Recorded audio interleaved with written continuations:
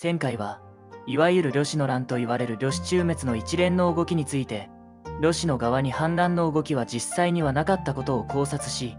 本件は本質的には皇族と重臣の側が呂氏から権力を奪回するために起こした政変であると説明したね。そして今回はいよいよ漢王朝の最大のタブーと言ってもいい問題に切り込むぞ。タブー。そう呂氏が皆殺しになった後に起こった皇帝の交代をめぐる秘密だ。前回見た通り、周没が首都長安の平権を手に入れ、呂さん呂禄を殺したことで政変は終わったはずだった。しかし周没陳平はさらにすでに即位して4年になる皇帝劉皇を退け、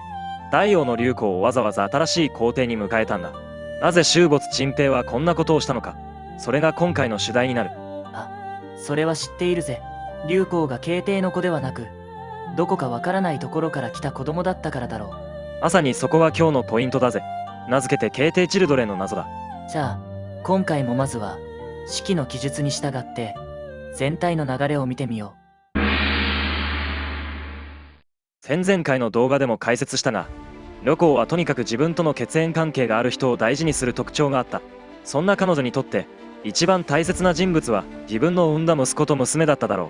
つまり慶帝と露元公主だ。そうだね。念願かなって息子が皇帝に即位すると、呂皇は将来の皇帝に自分の血をなるべく濃く残したい一心で、露元公主が産んだ娘を慶帝の皇后に立て、なんとか2人の間に王子が生まれるようにとあらゆる手を尽くすけれど、結局2人の間に王子が生まれることはなく、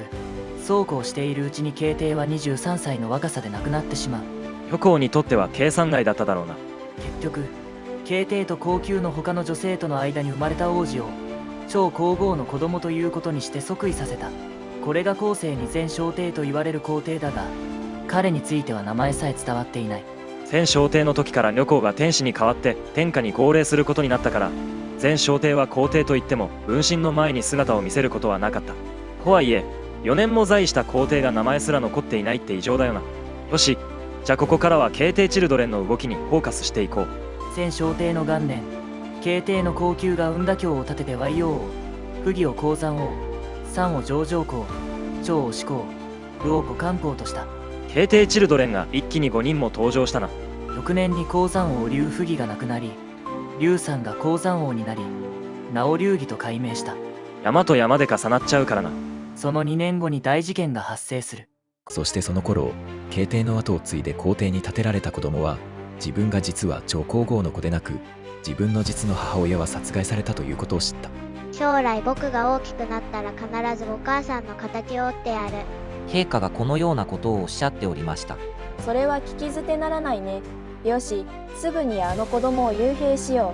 こうして皇帝は宮廷の一室に閉じ込められ、誰も会うことができなくなった。呂皇は皇帝が病に倒れ、人に会える状態ではないと発表した。しばらく後、呂皇は詔の利を下した。およそ天下を有し、万民の命を治める者というものは、これを追うこと天のごとく、これを入るること地のごとくせねばならない。上にある者が喜び楽しんでこそ平民は休んじ、平民は喜び楽しんでこそ上に仕えようとする。上と下が共に喜び交わってこそ天下は治まる。今、皇帝は長く病んでいまだ言えず、ついには迷い惑って精神錯乱となり、宗病を継ぎ妻子を報ずることもできず、天下を託すに足りない。よってこれに代わるものを立てる。風神が皆言った。太后が天下の民のために計り、宗病者職を休んずるゆえんは誠に深きものでございます。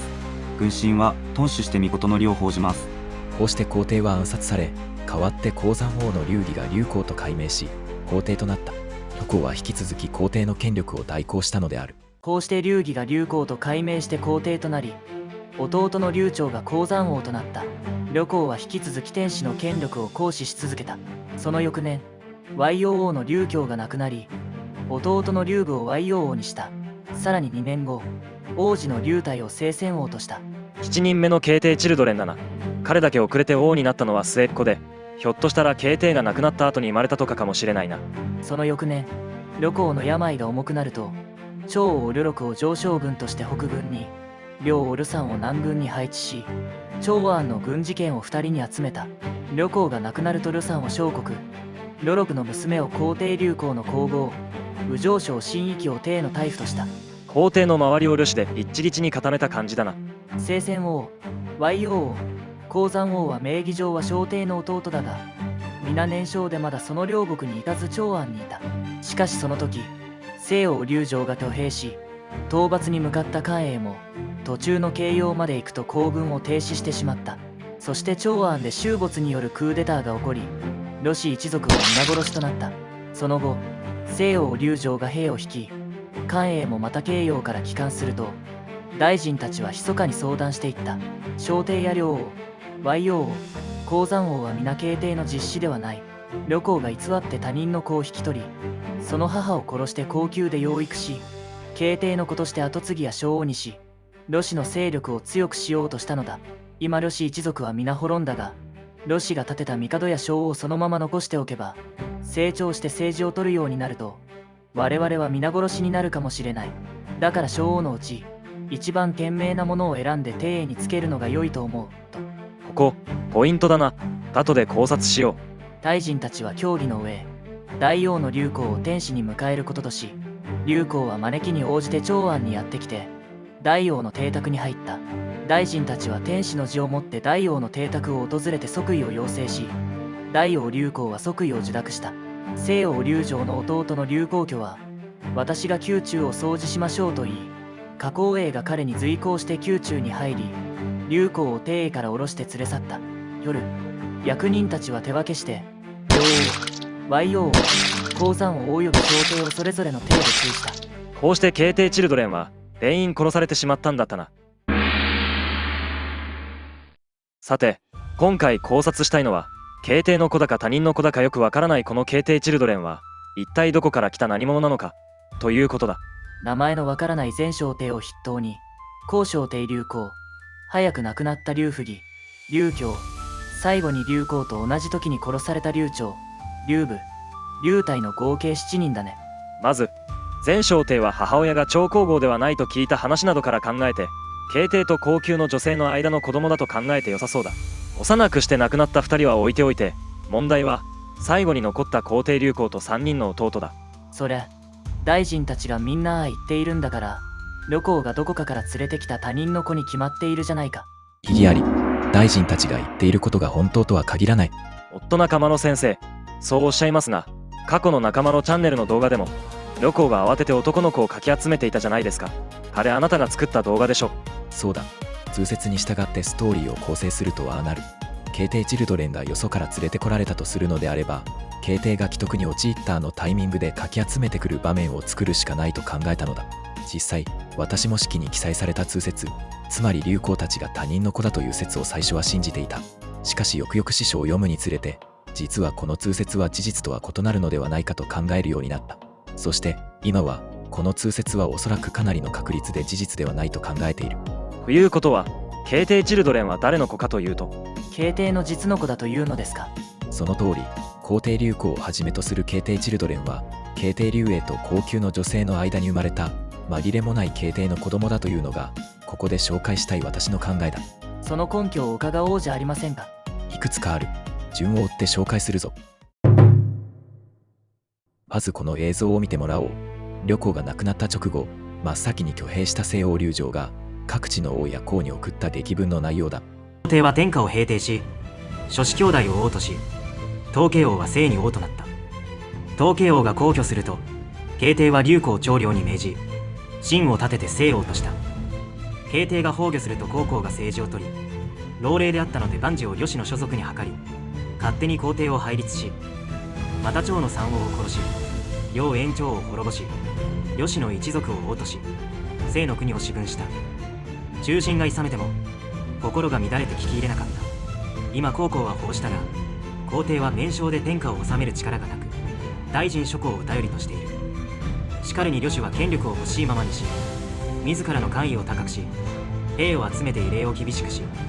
烈公忠臣を脅かして政令を曲げ、天下に号令しようとしているのは、宗廟にとって誠に危ないことである。今私は兵を率いて漢中に入り、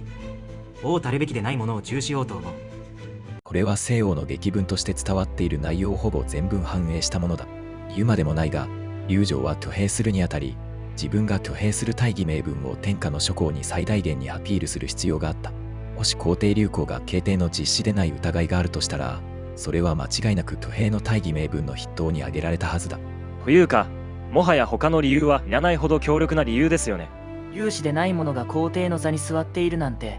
天地がひっくり返るようなとんでもないことだからな。しかし、この劇文でそのようなことは一切触れられていない。九条は王たるべきでないものを中することを挙兵の目的にしている。その理由は皇帝が幼い中、呂氏が権力を欲しいままにして、有志の宗廟を危うくしているからだ。劉公の正当性を疑う記述は一切見られない。劉公たちが慶帝の実子でないことは宮廷の一部の秘密で、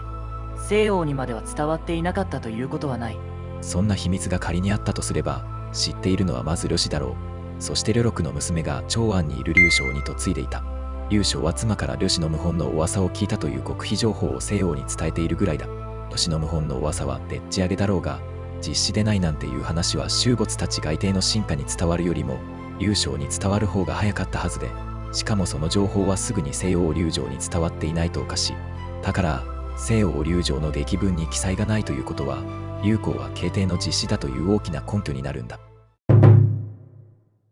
二つ目の根拠、それは、今の皇帝は慶帝の子ではないと大臣たちが言い出したタイミングだ。周没たちは呂氏が滅亡し、さらには西王が兵を引き、関永が長安に戻った後になって初めて、今の皇帝は慶帝の子ではないと言い出している。それ以前には、一言もそんなことは言っていなかったのにだ。こんな重要なことが事実だとしたら、呂氏を倒すとき、例えば北軍を手に入れて兵士たちを沙汰させた時ぐらいには言っていないとおかしいだろう。確かにそうだな。もう一つ付け加えると、呂三呂禄が殺された後、西王が軍を撤退させるまでの間に、周没たちは慶帝チルドレンの一人、劉泰を聖戦王から両王に解消しているんだ。慶帝チルドレンが慶帝の実子でないとしたら、なぜわざわざこんなことをする必要がある？呂氏が全員滅亡してから、皇帝が慶帝の実子でないという話が浮上するまでに結構時間が経っているよな。なんでその時まで誰もこの重要な話を持ち出さなかったんだ。そしてなぜこの時になってこんな話を持ち出したんだ。そこにはある理由があるんだ。今回はここまでにして、その真相は次回に解説しよう。あれ、いいとこで終わっちゃうんですね。この話は、漢の歴史400年でも最大のタブーと言っていいと思う。司馬遷も式に書くことができなかった、隠された恐ろしい事実がそこにあるんだ。この動画が良いと思った方は、チャンネル登録、グッドボタン、よろしくお願いします。思うところがあればぜひコメント欄に書き込んでいってください。引き続き、当チャンネルをよろしくお願いします。